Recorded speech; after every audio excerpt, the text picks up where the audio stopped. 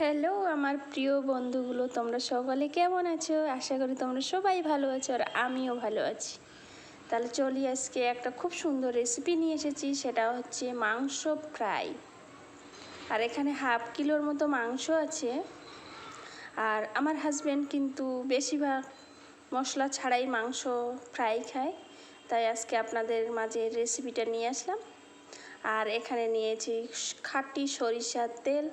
আর আমরা যে কোনো রান্নায় সরিষার তেলই খাই, সরিষার তেলে রান্না দ্বিগুণ স্বাদ বেড়ে যায়। আর সরিষার তেলটা গরম হয়ে গেছে, আর সেই ফুটন্ত তেলে আমি দিয়ে দিচ্ছি মাংসগুলো। আর এখানে হাফ কিলোর বেশি মাংস আছে, ফ্রিজে ছিল। আর হঠাৎ করে একটা জায়গায় যাওয়ার প্রোগ্রাম হলো, তাই মাংসটা আমার হাজব্যান্ডের জন্য ফ্রাই করে দিয়ে যাচ্ছি। আর আমারও খুব পছন্দ লাগে ফ্রাই মাংস। আমি আগে খেতাম না, কিন্তু এখন খুব ভালো লাগে। দিয়ে দিলাম হলুদ, লবণ আর লঙ্কার গুঁড়ো। এছাড়া আমি কোনো মশলা এখানে আর ইউজ করব না। তাহলে চলি, তোমরা কে কোথা থেকে ভিডিওটা দেখছো প্লিজ লাইক করো, কমেন্ট করো, শেয়ার করো। ভালো লাগলেও করবে, না লাগলেও করবে, তাহলে আমাকে ভালো লাগবে। আর তোমরা কোন দেশ থেকে দেখছো, কোন জেলা থেকে দেখছো, সেটাও প্লিজ আমাকে জানাবে। তাহলে কী হবে, আমার পরবর্তী ভিডিওগুলো করতে খুব আনন্দ লাগবে। আর তোমরা জানো যে আমি কন্টিনিউ ভিডিও দিতে পারছি না, কয়েকদিন খুব একটু শরীরের সমস্যা, তাই। তবে নেক্সটে আশা করবো এখন কন্টিনিউ ভিডিও পাবে।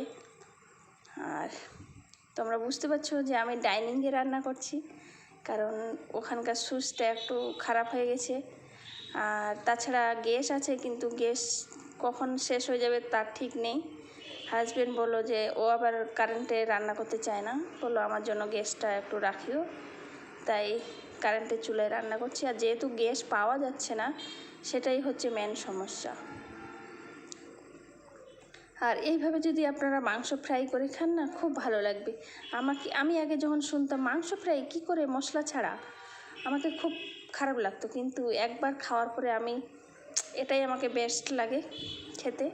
আর আপনারাও প্লিজ এইভাবে একবার রান্না করে খাবেন মাংস ফ্রাই, অসম্ভব টেস্টি লাগে। যেই মাংসটা আপনারা মশলা দিয়ে খান 2 পিস, এই মাংসটা আপনারা 4 পিস খেতে পারবেন। আমি আপনাদের খুব সুন্দর করে একটা টিপস দিলাম। আর এখন আমি বয়েল করার জন্য মাংসটা সিদ্ধ যেন হয় ভিতর থেকে, তার জন্য পানি দিয়ে দিলাম। আর এখন আমি সিদ্ধ করতে দিয়ে দিচ্ছি। আর বন্ধুরা, তোমাদের সবাই ভালো আছে তো? আশা করি তোমরা সবাই ভালো থাকো, আর আমিও ভালো থাকবো তোমরা ভালো থাকলে। আর আমার ছেলেটা এখন ওয়াটার খাবে, তাই আবার ওয়াটার খেতে চলে আসলো, তাহলে একটু ওকে জল খেতে দিয়ে দিই। আর দেখুন, আমার মাংসের যে জলটা সেটা শুকিয়ে গেছে, আর মাংসটা খুব সুন্দরভাবে সেদ্ধ হয়ে গেছে। আর প্লিজ আপনাদের একটা রিকোয়েস্ট করবো, একবার এইভাবে রান্না করে খাবেন, খুব খেতে ভালো লাগে। আমি বলছি তাই না, আপনারা বলতে পারেন তোমাদের তো সব রান্নাই ভালো লাগে, কিন্তু না, যেটা আমাকে ভালো লাগে সেটাই বলছি।